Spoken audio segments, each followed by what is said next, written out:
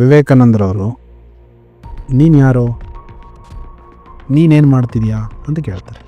ನಾನು ಈ ಸ್ಟ್ರೀಟಿನ ವಾಚ್ಮ್ಯಾನ್. ವಿವೇಕಾನಂದ ಅವ್ರದ್ದೊಂದು ಕೋಟ್ ನೋಡಿದ್ದೆ ನಾನು. ಸಮುದ್ರದ ದಡದಲ್ಲಿ, ಅವರ ಹೋಮ್ ಟೌನ್ ಸಮುದ್ರದ ದಡದಲ್ಲಿ ಹೋಗಿ ಧ್ಯಾನ ಮಾಡ್ತಾ ಇದ್ರಂತೆ. ಆ ಒಂದು ಸ್ಟ್ರೀಟಿಗೆ ಒಬ್ಬರು ಸೆಕ್ಯೂರಿಟಿ ಅಂತ ಇಟ್ಟಿರ್ತಾರೆ. ನೈಟು ಊಟ ಮುಗಿಸ್ಕೊಂಡು 8, 9 ಗಂಟೆ 10 ಗಂಟೆ ಮೇಲೆ ಹೋಗಿ ಕೂತು ಆ ಸಮುದ್ರದ ದಡದಲ್ಲಿ ಆ ಅಲೆಗಳ ಶಬ್ದವನ್ನು ತಗೊಳ್ತಾ ಹಾಗೇ ಧ್ಯಾನ ಮಾಡ್ತಾ ಕೂತಿದ್ರಂತೆ. ಸೆಕ್ಯೂರಿಟಿ ಬಂದು, ಏಯ್ ಯಾರು ನೀನು, ಏನು ಮಾಡ್ತಾ ಇದೀಯಾ ಅಂತ ಕೇಳ್ತಾರೆ ಅಂತೆ. ಆಗ ವಿವೇಕಾನಂದರವರು ನೀನು ಯಾರು, ನೀನೇನು ಮಾಡ್ತಿದ್ಯಾ ಅಂತ ಕೇಳ್ತಾರೆ. ನಾನು ಈ ಸ್ಟ್ರೀಟಿನ ವಾಚ್ಮ್ಯಾನ್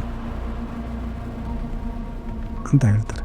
ನೀನು ಆ ಸ್ಟ್ರೀಟಿಗೆ ವಾಚ್ಮ್ಯಾನ್ ಆದರೆ ನಾನು ನನ್ನ ಮನಸ್ಸಿನ ವಾಚ್ಮ್ಯಾನ್ ಅದರಂತೆ. ಅಂದರೆ ಆ ಸ್ಟ್ರೀಟಲ್ಲಿ ಏನೇನು ಆಗ್ತಾ ಇದೆ, ಯಾರು ಹೋಗ್ತಾ ಇದ್ದಾರೆ, ಯಾರು ಬರ್ತಾ ಇದ್ದಾರೆ, ವಾಚ್ ಮಾಡೋ ಕೆಲಸ ಯಾರ್ದು? ವಾಚ್ಮ್ಯಾನ್ದು.